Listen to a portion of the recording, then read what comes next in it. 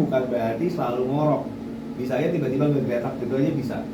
Tiba-tiba kita nggak tahu aja ya misalnya ya. Nah itu emang susah, hard to judge. Tapi kalau memang ini kita melihat konteksnya ini adalah kita beraktivitas di depan kita adalah geletak, jadi kita bisa analisa ini menit pertamanya mulai dari sekarang. Tapi begitu dia bisa di kamar mandi atau misalnya pas kok nggak keluar-keluar ya nih orang ya. Tiba-tiba pas dibuka didobrak udah ngorok atau udah sama sekali nggak nafas gitu, ya udah cek dulu badannya, oh badannya udah dingin nih, udah ada tanda kematian, badan belum mulai sedikit bengkak dikit, ya stop, dapat dulu. Kalau ke rumah sakit paling dokter juga asal syarat gini doang, wah enggak pak nggak bisa pak, karena kan biasanya ini emang kejadian nyata. Kalau datang ke rumah sakit dengan pasiennya sudah meninggal di jalan atau meninggal di rumah, dokter cuma action doang. Oke. Di UGD. Nggak ada kemungkinan 0,01 udah mau dingin gitu terus bisa berhasil hidup. Kalau by miracle, baik kalau keajaiban mungkin bisa, tapi pertanyaannya kalau dari sisi medisnya otaknya gimana?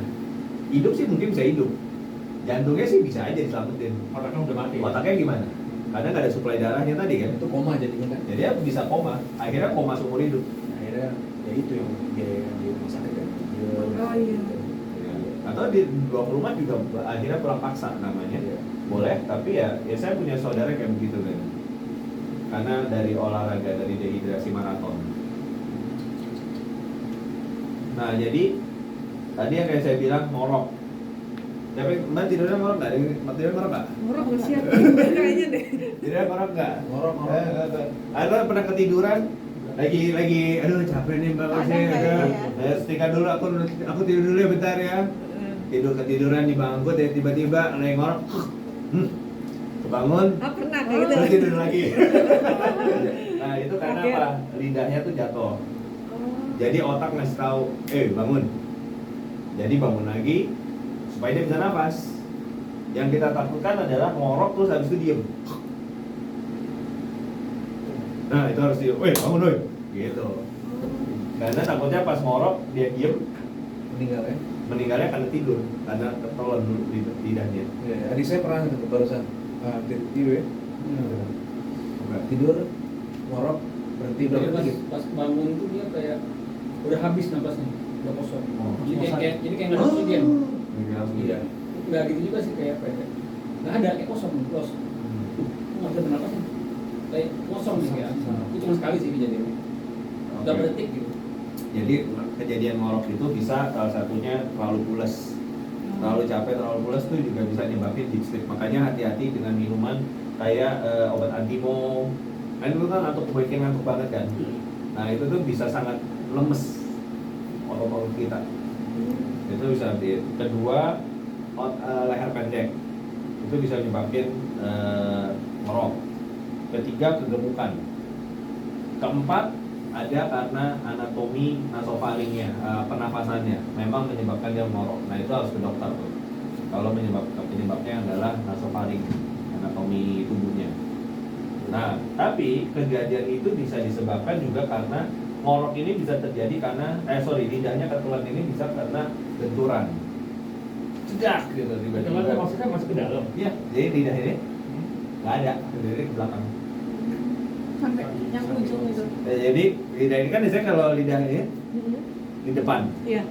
Nanti pas orang ngorok, dia di belakang pak. Maksudnya Oh, jadi masuk gitu ya? Masuk. Oh bisa. Maksudnya dari belakang depan itu dia ke belakang atau dia tuh mundur? Mundur.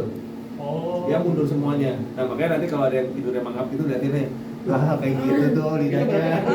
Kalau tidur telentang atau gimana? Telentang. Biasanya kalau tidur yang kayak begini tuh kayak misalnya bangku kayak begitu, tapi bangkunya lebih rendah. Misalnya lehernya di sini, jadi lebih kayak nyender kan paling enak kayak gitu kan? Iya benar. Wah, gitu kan ketahan di sini kan? Hmm. Kalau gitu kan ya enak tidur begini ya. Iya. Ya. Nah kalau tidak begini ya gitu bisa. Kalau nyamping Nah, kalau tidur yang ngorok segera nyamping. Karena apa, lidahnya jatuh ke samping. Jadi dia miring ke sebelah kiri. Nah jadi kalau misalnya ngorok ini. Nah, celentang itu memang membuat resiko mengorok itu lebih kencang, lebih besar. Apalagi kalau dia kondisinya gemuk, lehernya pendek gitu, makanya perlu guling. Ya. Nah, jika halnya kayak begini, nah ini nih yang leher ini tuh dipegangin karena ini kejadian trauma. Nanti kita bicara di siang.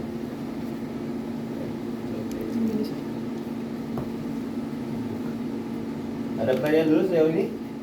Kalau misalkan ada tuh orang yang ngorok kalau setiap kali tidur tuh ngorok, itu bahaya berarti? Apa Iya, enggak? mungkin. Hmm. Bisa. Jadi ya, dan itu dilihat dulu orangnya gemuk nggak? Oh, orangnya kurus tapi dia ngoroknya kenceng gitu. Oke, kalau orangnya kurus, karena ini ya mungkin ada problem di pernafasannya, harus ke dokter. Kenapa? Oh. Dicek. Oh. Nah, karena apa? Ketika tidur kita ngorok itu kan berarti lidahnya nyumbat kan? Hmm. Nah, udaranya itu getar. Jadi akhirnya ngorok. Oke, kalau kita udaranya bersih, udara tidak tersumbat ya tidak ngorok. Oke. Jadi serem juga ya kita mengorok itu urusannya nyawa ya. Iya, gue paling takut kalau anak gue tiba-tiba tidurnya terlalu pulas, gue bisa lihat itu nafasnya, nafasnya.